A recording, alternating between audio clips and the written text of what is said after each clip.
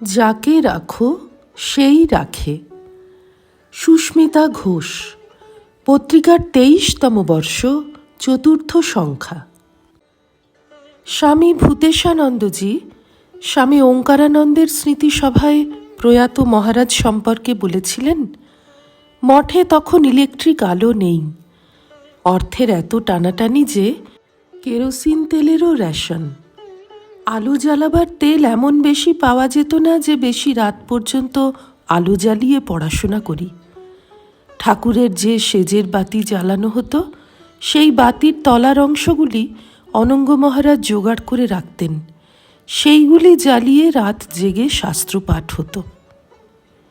শ্রীরামকৃষ্ণ এবং মায়ের সন্তানেরা যেমন তাঁদের ভাবধারাকে ধরে রেখেছিলেন, তেমনি পরবর্তীকালের সাধু ব্রহ্মচারীদেরও শিক্ষা দিতেন। অপচয় এবং অমনোযোগিতা, এই দুটি ক্ষেত্রে তাঁরা বিশেষভাবে সাবধান করে দিতেন। এক ব্রহ্মচারী মঠের ভাঁড়ারে কাজ করতেন। পলা থেকে তেল নেওয়ার সময় তার হাত থেকে একটু তেল চুঁইয়ে নিচে পড়ে যায়। দেখে স্বামী প্রেমানন্দ তাকে ডেকে বললেন, ঠাকুরের জিনিস এরকম করে অপচয় করছো তুমি? গৃহস্থরা তাদের কষ্টের অর্জন করা টাকা দেয় ঠাকুরের সেবার জন্যে, আর কাজ করতে হবে না তোমাকে। কোনো জিনিস অপচয় করার বিরোধী ছিলেন শ্রীরামকৃষ্ণের সন্তানেরা প্রত্যেকে। একবার হেডমাস্টার মশাই প্রবোধচন্দ্র চট্টোপাধ্যায় কিছু টাকা খরচ করে শ্রী শ্রী মায়ের জন্য ফল, মিষ্টি, পান, সুপারি ইত্যাদি কতকগুলি জিনিস সুন্দর করে সাজিয়ে এনেছিলেন। মনে মনে খুব আশা মা খুব খুশি হবেন।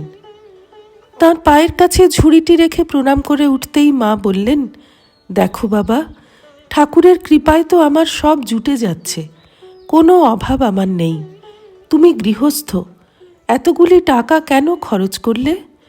তোমার স্ত্রী আছে, ছেলে মেয়েদের শিক্ষা আছে, তাদের ভরণ পোষণ আছে, তা তুমি এতগুলি টাকা খরচ করলে কি করে হবে বাবা? আমাদের মনে পড়ে চাণক্য বলেছিলেন, আপদার্থে ধনং রক্ষেত, অর্থাৎ অসময়ের জন্য কিছু সঞ্চয় করে রাখতে হয়। শ্রী শ্রী মায়ের সঙ্গিনী যোগিনমার স্বামী ছিলেন অম্বিকাচরণ বিশ্বাস।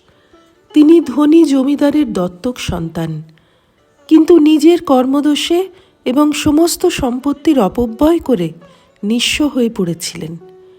শ্রীরামকৃষ্ণ তাই তাঁর সম্বন্ধে বলতেন, ওটা লক্ষ্মী ছাড়া দারিদ্র্যের।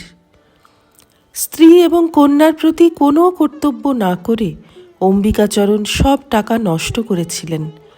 তাই শ্রীরামকৃষ্ণ তাঁর উপর বিরক্ত ছিলেন। টাকার সদ্ব্যবহারের অর্থ বলতে ঠাকুর বোঝাতেন, টাকায় খাওয়া দাওয়া হয়, একটা থাকবার জায়গা হয়, ঠাকুরের সেবা হয়, সাধু ভক্তের সেবা হয়, সম্মুখে কেউ গরিব এসে পড়লে তার উপকার হয়। ঐশ্বর্য ভোগের জন্য টাকা নয়, দেহের সুখের জন্য টাকা নয়, লোকমান্যের জন্য টাকা নয়। শ্রীরামকৃষ্ণ আরও বলতেন, যারা অর্থের ব্যবহার জানে না, তারা মানুষ হয়ে মানুষ নয়। শ্রীরামকৃষ্ণার্পণমস্তু।